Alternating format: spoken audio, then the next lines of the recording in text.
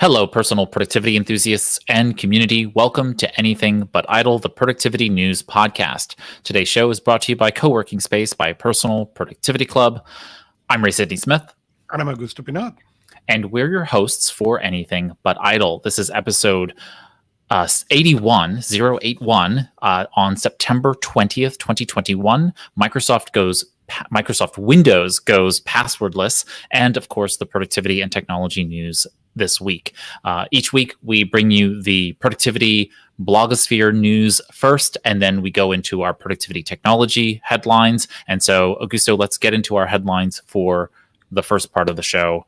What productivity article do we have up first? So the first article we're going to discuss is Scheduled Time from Self-Reflection from Ian's Messy Desk. And I thought it was the beginning. We talk about this show, and I talk relentless about self-care, and I mention self-care consistently.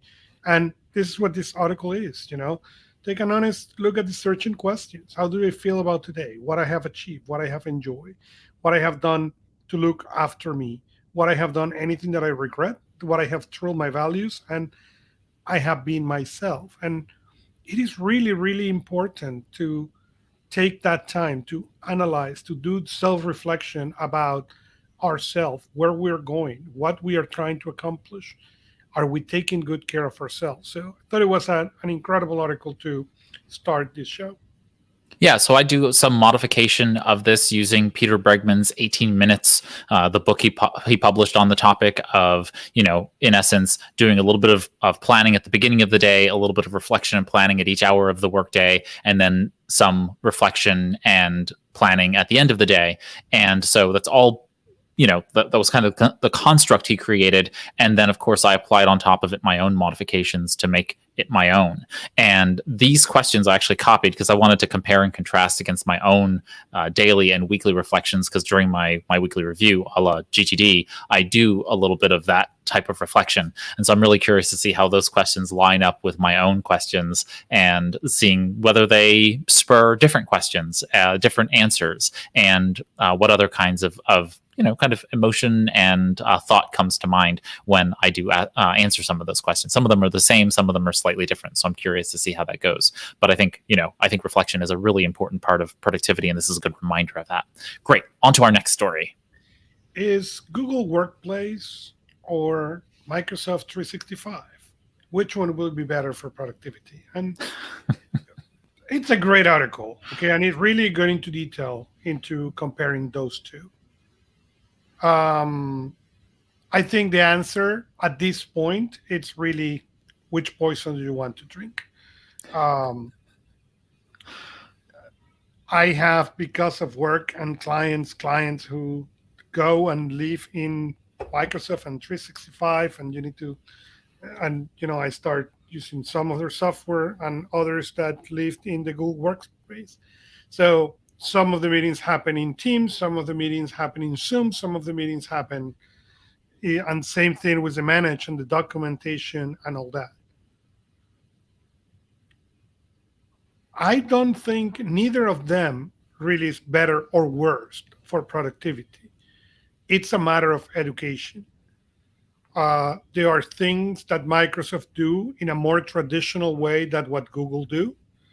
But that doesn't mean that Google doesn't have the power. It's just they don't do it the same. And Google Docs is an example. You have a massive directory unless you sort that thin, okay?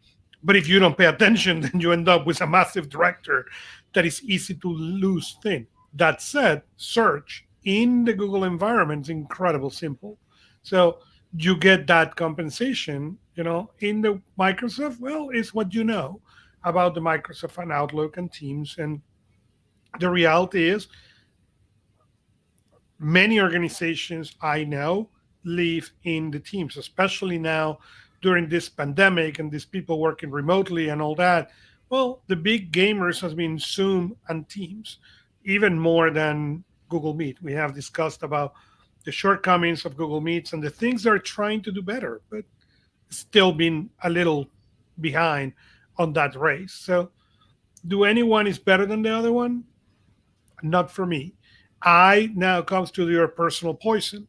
Okay, I will prefer to poison myself with Google than Microsoft. But it's not really for a capabilities perspective. It's not like, oh, I will not install the Microsoft because it's going to be less effective than Google. No, it's just I will prefer Google over Microsoft any day of the week. Yeah, the only clarifications I would make from the article are that it talks about having a native application. You have the Office application on mobile, and it said, oh, well, you get basically Word, PowerPoint, and I think Excel inside of the Office application, and you don't get that with Google. You would have to install all three applications in order to do that, and that's not true. So if you do install the Google Drive application, you do get a lightweight version of basically Google Docs, Google Sheets, and Slides. You can open them. You can make some light view edit components of it, just like with the Office application. You're going to get some lightweight of it within the Google Drive application. So that was the only real error in the document, in the article itself. The compare and contrast is as it kind of notes. I mean, the article says it's trying to help you decide, but it's just giving you the information. Ultimately, it's preferential. It's for me, it's what does everyone use mostly in the company already? And what are they willing to learn? And how much energy are you willing to actually integrate these tools into the other tools you're already using in the company? So if you have CRM, if you have an ERP, if you have these other tools, integrating them into either of those ecosystems requires some heavy lifting, and you need to be mindful of that as you start to make those choices.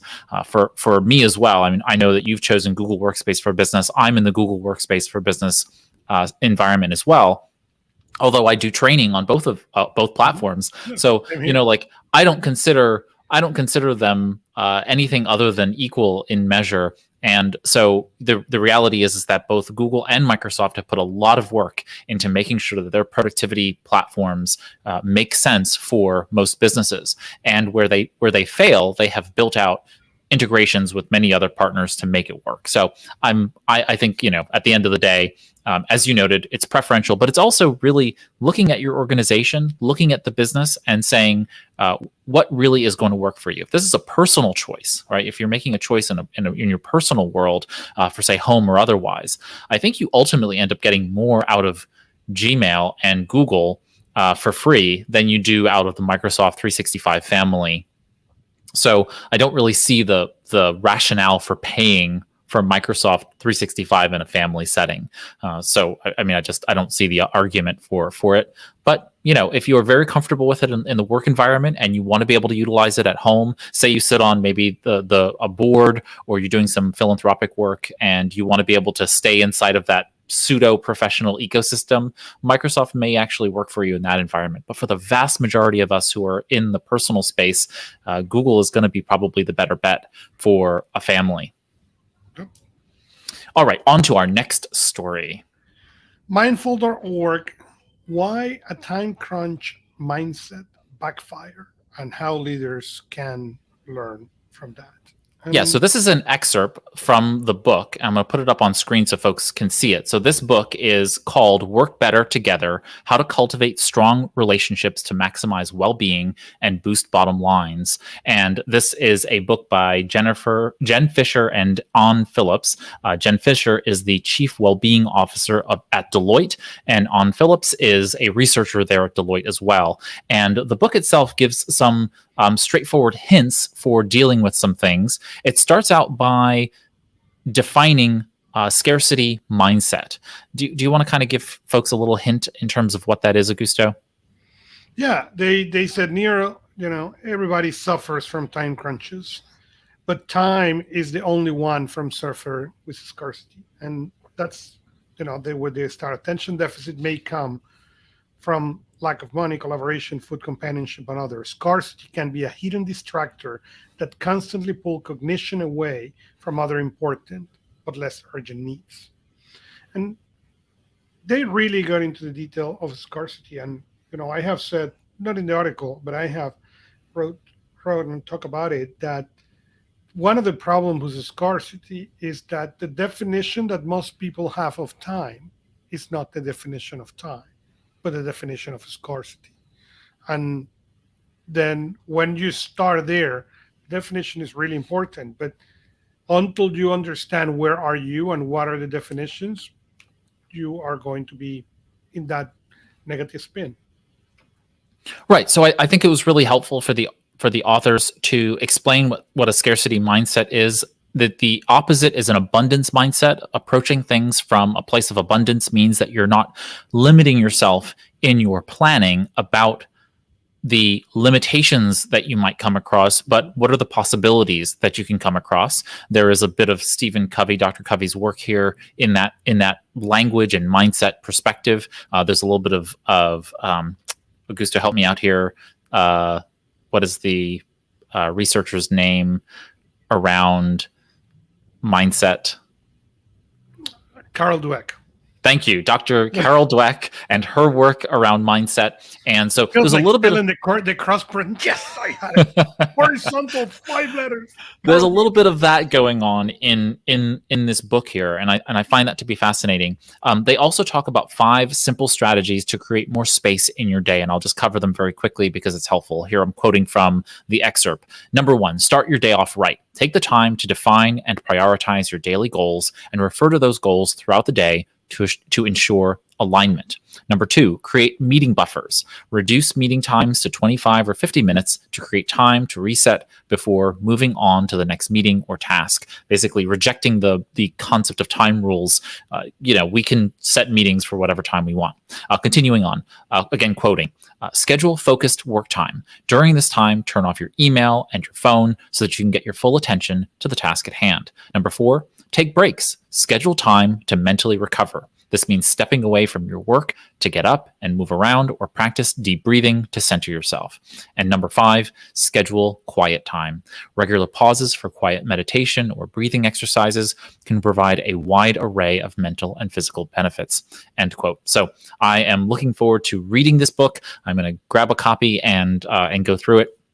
But this seems like a really good, kind of entrance into the concept of getting away from the perspective that somehow we are time starved, that we're time scarce, and that's not the position of command and control that we should be looking at when it comes to our lives. We should be coming at this from a much more healthy perspective, a much more abundance mindset perspective. And I appreciate any book that brings that to our attention in that sense.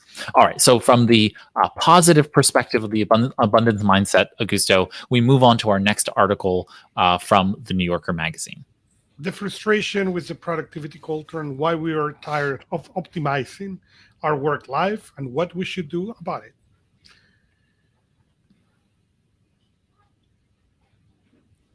I don't even know where to start in this article, so I'm going to let you start in this article. Sorry. So this is an article from Georgetown University professor Cal Newport.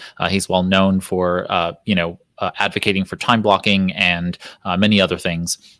He's obviously the author, but he's the author of the book Deep Work and many others. Most recently, he wrote the book about email overload, and which is not truly about only email. But the idea here is that I think this is one of those frustrating components about the discussion of productivity generally, which is presume that there is a culture of productivity. I would say that we actually don't have a culture of productivity. We have a media discussion around productivity, but we end up not understanding what productivity really is. When we say productivity, quote unquote, it ends up being a melange of personal productivity, labor productivity, and organizational productivity. And when we try to conflate those components together, those different definitional pieces, we end up with this unfortunately mistaken assumption about how people should get work done, what outcomes should be made, and how people should collaborate to be more, advantageous to the firm. This article, I think, on its face, unearths a sense we all have about being unproductive in our own worlds. But the reality is that what it really is saying is that there is a world out there that is telling us how we should be. And that's been the case time immemorial, right? Women should look a particular way. Women should do a particular thing. Men should act a particular way, and men should do particular things. And then society somehow will be right. That is not the case. We know that, right? We have a wide variety of ways in which people can live, ways in which people can act, ways in which people can present themselves. And when we have this kind of oppressive perspective from the media, then people feel terrible about themselves. But if we choose to take agency over our lives, then this concept of quote unquote productivity culture falls away, because we get to choose the methodologies, the skills, the strategies, the tools, and the people with whom we operate with.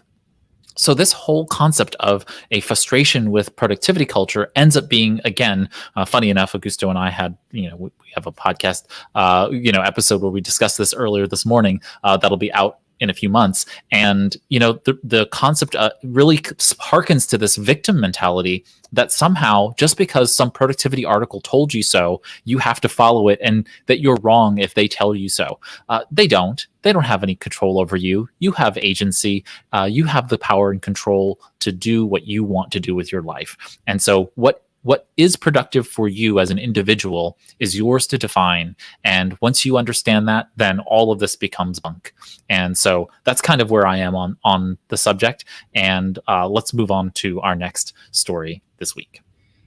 The Power of Imagination, a lesson from David Shangi Cho. And I hope I mentioned that. I didn't buffer it on his memory really, really bad. But this was a really interesting article. And it's talking how he found how the imagination plays a critical element on success. And it talks about the first, church of Pastor David Young Cho, and how he founded in 58. Okay, even quote that the first sermon service he did have his 3 daughters and a lady who was trying to escape from the rain. Okay, and that was it. But how by 1993 he was having over 700,000 members, and how go and imagine is not enough, but it's a really important step that is needed with consistency and conviction to make things happen. We have talked about, you can read the stories, Walt Disney, Oprah Winfield, and like that, an incredible amount of people that where things start there on that imagination. But it's really interesting that how you read about these people who really translate that conviction into action, but at the same time, we tell the younger generations, don't waste your time dreaming and creativity.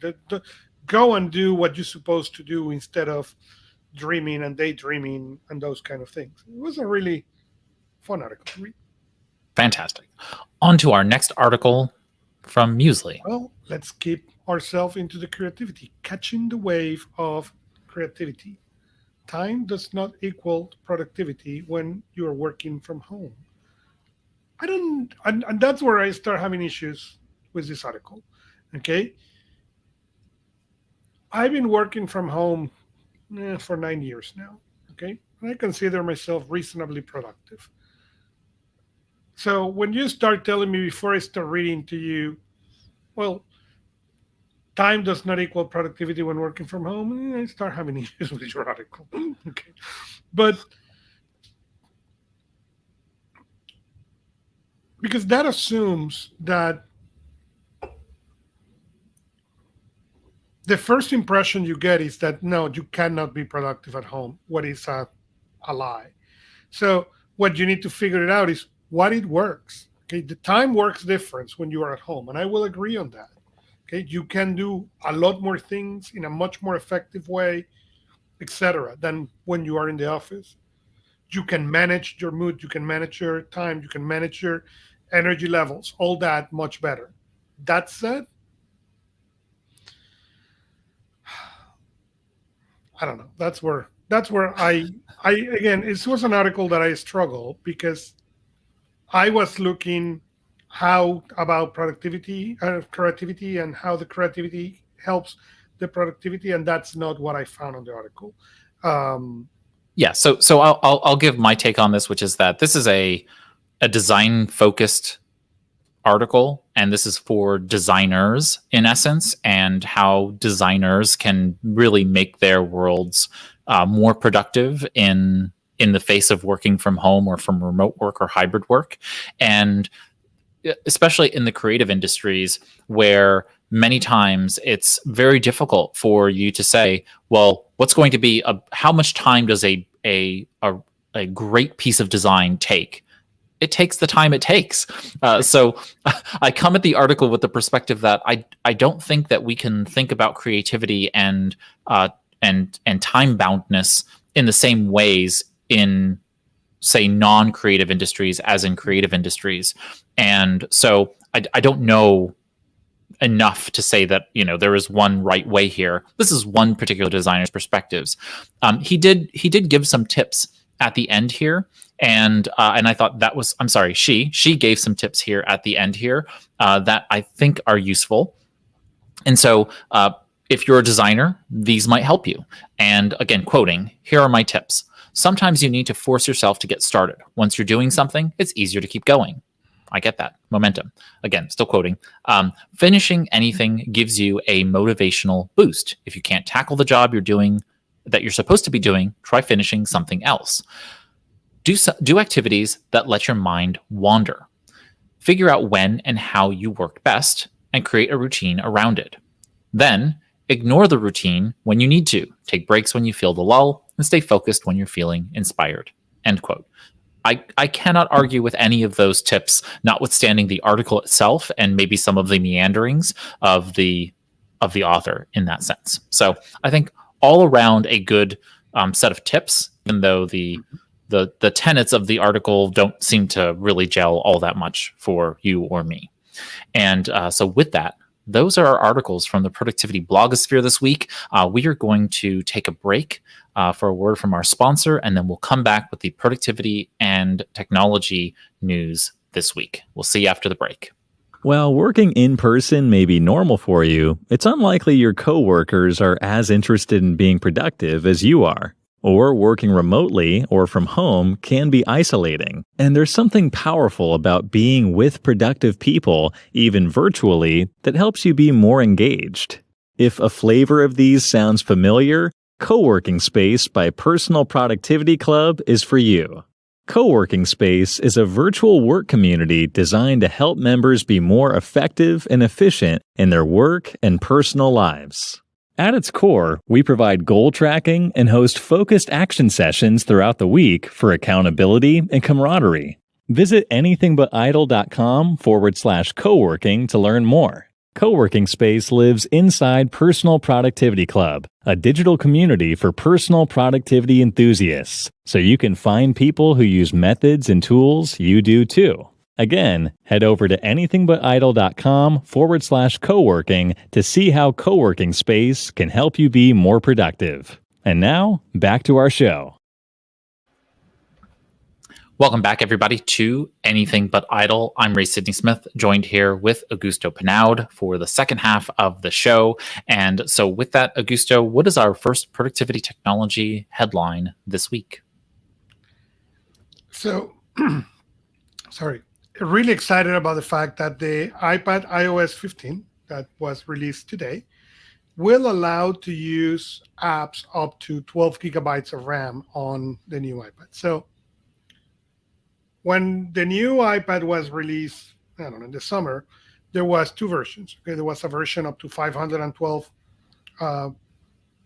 megabytes of space, and then they will have 5 gigabytes of RAM, and there was a version with 1 giga of space and 16 gigabytes of RAM. So up to now, up to iOS 14, Apple has limit for developers how much memory they can use out of the RAM available on the machine.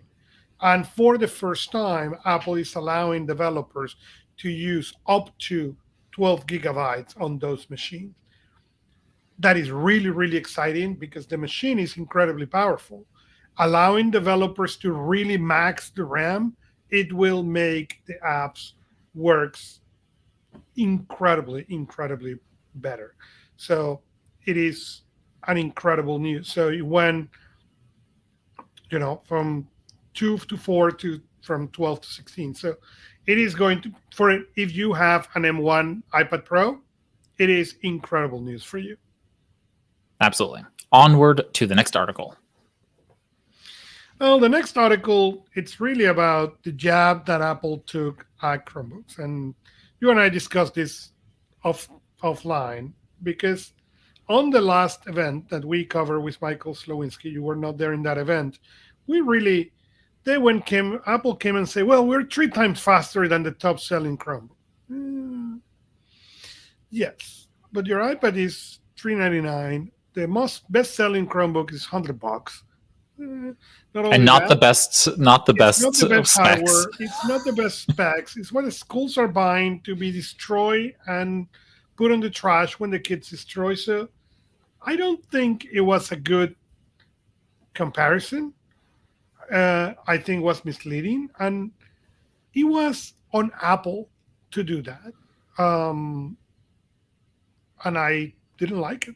Yeah. So first and foremost, I mean, just to make note, it is very rare for Apple to ever note the competition, right? They always compare themselves against the older model, right? They say we're X, times faster than this prior version, because in Apple's world there is no competition. Your competition is the product you have in your pocket. That's your prior Apple device, and all it is about whether or not you're going to upgrade to the latest version. So the fact that they even have to come out and talk about Chrome and Android as competition, I think is just incredibly it's kind of earth shattering to me in a lot of ways that Apple feels the heat about how much Chrome OS has eaten into their market in that sense. So that's number one. Really probably ate into their iPad sales, and It did. As a parent and an Apple guy, hey, I understand why you don't want to buy 2 iPads. You can buy, you can buy 16 Chromebooks for the price of those 2 iPads. So yes.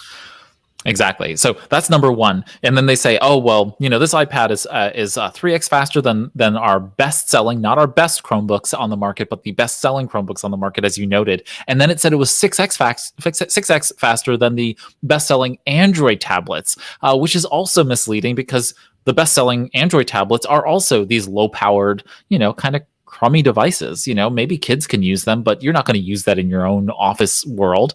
So the fact of the matter is that in a lot of ways, it's pretty flattering to both Chrome OS and Android that Apple is even mentioning them in this space. And so it just goes to show that we are now in a place of probably parity when it comes to these issues. And I know that you have these kinds of discussions over on the cross-platform podcast that you do with Art Gelwicks. And so I think this is going to be an ongoing debate as to really marginal issues nowadays, right? It's really going to come down to not operating system, but really the software developers choosing to write good software for those platforms. And it's been like that. There was a difference, and we have discussed this even at the beginning of Productivity Cast, the early days. We used to discuss the difference, between Apple devices and Android devices, and then came the Chromebooks, and now really the hardware is really capable on both platforms. The software, the operating system, it is too. It is a matter now. It's a developer's game. It's what the developers are going to bring, and for that interconnectivity, and it's going to be an interesting game to see. Wonderful. On to our next story. The new Microsoft Office is coming, and again, as we said on the previous part of the show, if you are into Office, it's coming. If you don't want to subscribe, don't worry. They will be able to buy Office 2021 as a one purchase in the fall. That is interesting because Microsoft went away from this one-time purchase that you keep for a really long time to the subscription model, and now it's coming back to, okay, fine, I will let you buy the one-time deal if you want. So that will be interesting. Why make that decision happen? I don't know, but it's still interesting. It's a short-term cash grab. I bet you there are a lot of people out there who like the deal of paying a one-time fee for something and don't want to pay the subscription, and then they're going to ultimately in a few years feel the pain of not having the latest and greatest, and they're still going to go back to Microsoft 365. This is a time immemorial pricing strategy. And I know because I teach digital marketing, and pricing strategy is a part of marketing, right? And so what you do is you offer a one-time deal, and people buy that one-time deal. And of course, it's limited to X amount of bells and whistles, right? It's inevitable that you're going to upgrade and make a product better over time. And so then you can get someone to purchase the next product and the next product and the next product. And if you have a subscription-based service, that gives you even greater latitude here in a SaaS-based service. So for those of you who are interested in doing so, I mean, that's fine. You can buy Microsoft Office, and get that version, 2021 as a downloadable. It's actually the Office LTSC version, which is the long-term service channel version, has been available since last week. And so you can go ahead and get that long-term servicing channel version for Windows and Mac. And that's available for commercial and government users. And then they'll bring that consumer version out to folks on the 5th of October. So very interesting here, but I bet you it's just an opportunity to sate the people who are chomping at the bit to upgrade to the latest version of Office, but they don't want to be in the subscription hamster wheel, because of course, they don't want to spend the money every year for it. So they want to plunk down the cash right now. My end result, though, and my end feeling about this is that Microsoft basically has you between a rock and a hard place. Microsoft and Google, for that matter. So while you feel like you're getting more out of this, unless you keep Office outdated for after the first couple of years, you're just going to get more and more outdated, and you're going to feel that pain over time, that the subscription ultimately ends up being the better bet here. And I hate to say that because, I would love to pay once and never pay again. But, that's not the name of the game here in this development space. So anyway, onward to our next tech story. Well, Ikea is launching a gaming themed furniture and accessories, and they are ready to go to the global or to the whole world in October. So you will have from $10 cup holders, mouse bungees, to chairs, to standing desk, and even a hand, so you can hang your headset, your game headset. So, but it's interesting because this is something that I will have never guessed Ikea was going to go into. Yeah, they have the house, and yes, they have the home office thing, but gaming was a different animal. So it is interesting to see. There are around 30 items that they're going to be releasing. Again, the release is going to start being in October globally. So we will see. We may need to go and stop by on an IKEA store to see all these toys. Yeah, I mean, some of them are really good. I mean, the mug holder. I think a lot of these pieces can be useful for anyone who is looking to upgrade their home workspace or even their office workspace. I've actually been looking at that mug holder because I think, it'd actually be nice to have a cup where, might have perspiration, it's condensation on the outside. You don't want it to really stain the desk. So having it in a holder that is off to the side, means less spills, those kinds of things. I've rigged my own, little hooks underneath my desk to hold my earbuds and my hanging headsets and so on and so forth. But if you need something to hold your over the ears headphones, now they've given you something that's a little bit more stylish to do so. The ring lights and the phone holders, all of those things I think are just useful components for a work environment as much as they are for a gaming environment. Obviously, the gaming chair and the neck pillow and I mean just a bunch of stuff that I think could be really useful for people who are just trying to make those minor tweaks for those things. And very interestingly, though, this is in partnership with Asus. And so, it makes a lot of sense for them to partner up with a company that is doing electronics in this space and providing these peripherals for usage. I really like the mouse cable holder for those folks who do have a a wired mouse giving you something to basically hold on and manage the cable is also really a nice feature as well. So I thought it was a really interesting play all around. I agree. And what is interesting to me is many of these things people will not buy because they cannot touch, they cannot feel, they cannot see how it works. But I believe that, in a e-commerce world, they will go to Amazon, but these gamers still go to IKEA for other things. So now they will see all this, will be able to play, put their phone into the thing and visualize. And I think that may bring a lot of success to this. Yeah, I can very much see myself walking through IKEA, and if I saw that gaming room that they have set up and I start looking at the various items, I think, oh, you know what? It'd actually be really nice to get this ergonomic thing or get that particular piece there. And I'd probably walk away with a few things, myself. So I can absolutely see people purchasing these items. Just remember that you can use these things for your own productivity world, not just for your gaming rigs.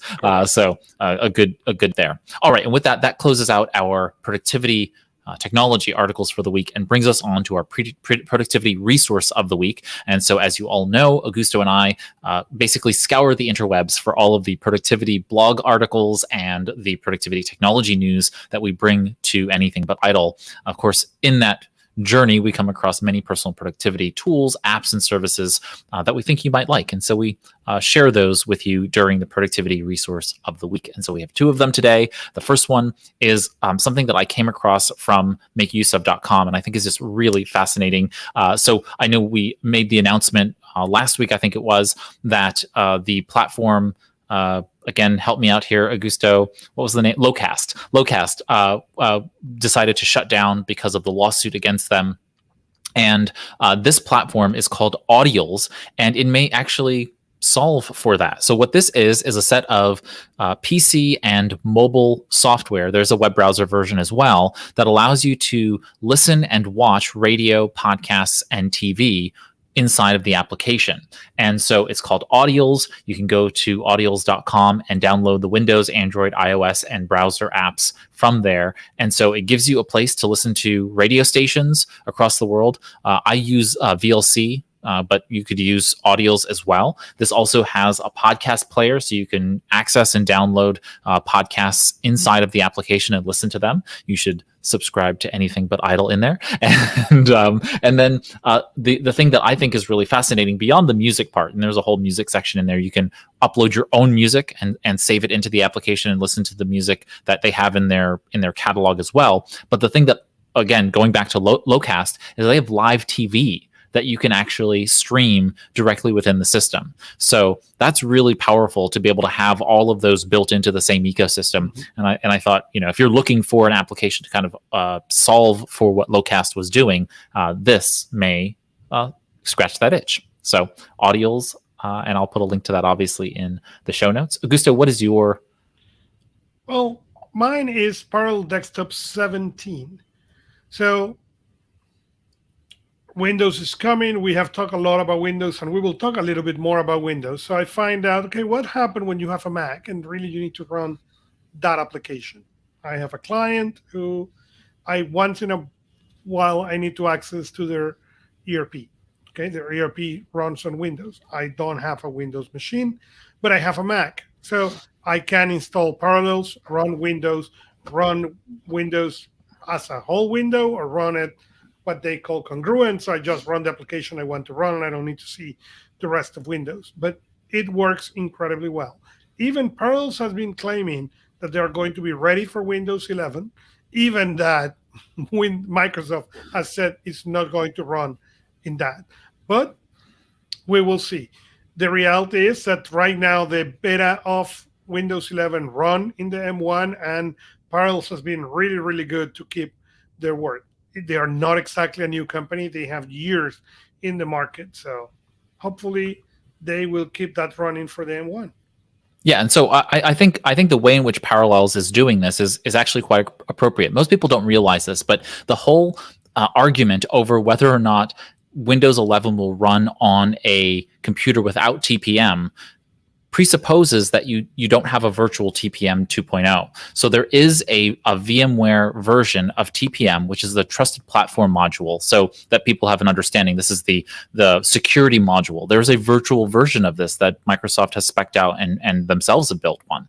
So the idea here is that I'm pretty sure what Parallels is doing is just using the virtual TPM 2.0 so that it has the Trusted Platform Module so that then Windows 11 will run. I think this is a whole lot of hoopla, much ado about nothing regarding TPM, and something that many devices have. If not, then they can likely also find it by virtue of installing these. Remarkably, there are like, I don't know, tens of dollars, not more than tens of dollars, basically little devices that are TPMs you can buy and plug into your computer if for some reason Windows 11 does not read the version of TPM 2.0 on your system. So don't worry about it so much. These are solvable problems, and it's great to see Parallels supporting the Windows 11 move. So great on them for that. All right. From there, on to our featured story this week. Augusto, what's our featured story? 1, 2, 3 for me. I'm going to say that I have seen worse things than password 1, 2, 3. I have seen password.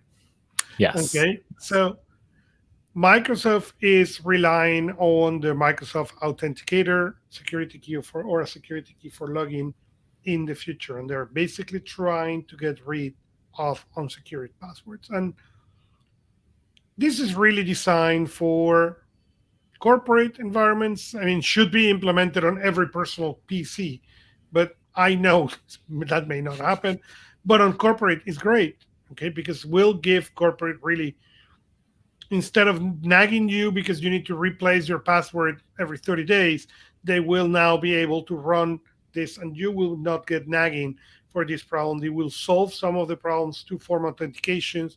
So I think it is going to be great.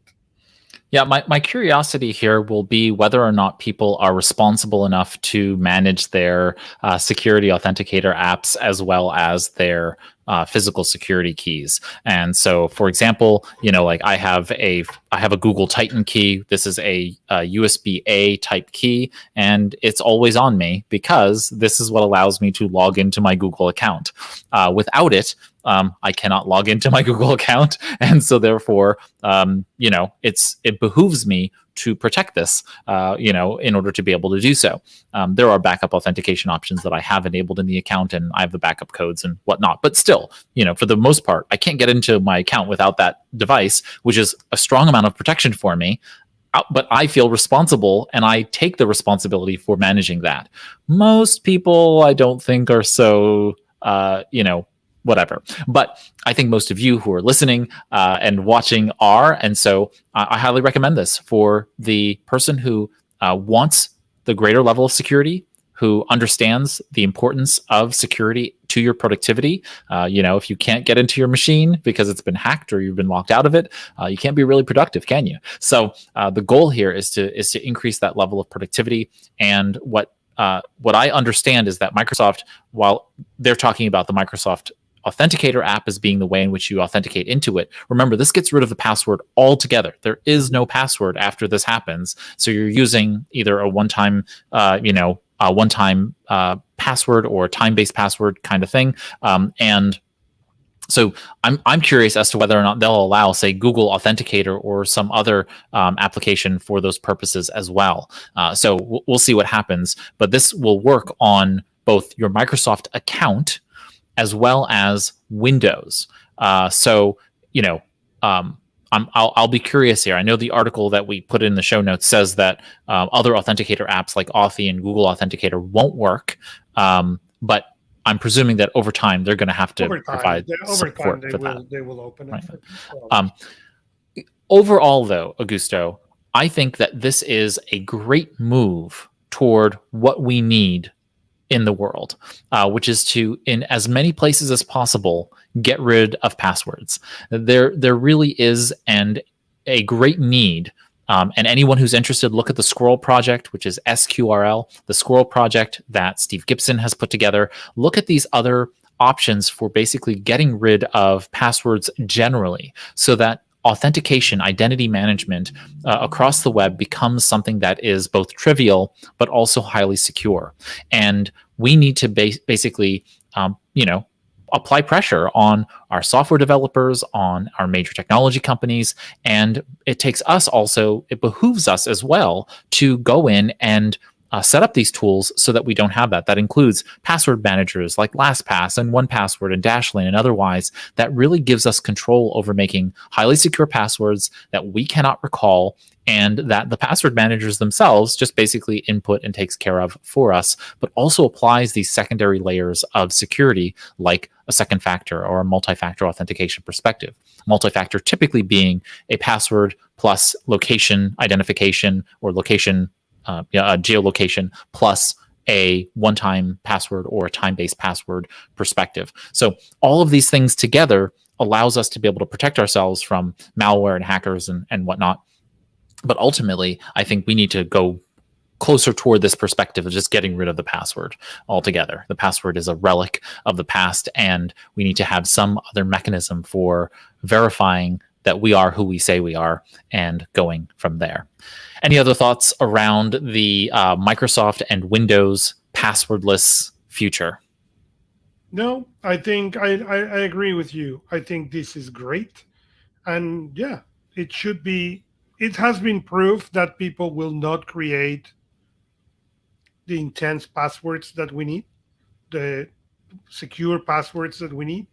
So hopefully with this, people will keep that and will happen, and we will get secure passwords. Fantastic. All right. And with that, that brings us to announcements this week. We've got several announcements this week. Augusto, go ahead and let us know those announcements. So the first announcement is Microsoft event is going to be on September 22nd. So in 2 days from now, if you're watching live, in 1 day from now, if you're listening to this on the 21st. And then we are going to run on the 23rd an special episode, ABI 082, Microsoft special event. And Art Gale will be here with us discussing what was the Microsoft event and the implications. The second announcement is GoodNotes, that is my notes application of choice on the iPad, introduce a new community. Introducing GoodNotes community. It's a note sharing platform to get inspired and study better. That's really, really exciting. The next announcement is iPad OS 15, iOS 15, tvOS, as well as the Watch OS 8 was released today. So if you want to update to the latest, do it. If not, as we mentioned last week, at least update to 14.8 so you can see all the little holes that we were having in the calendar.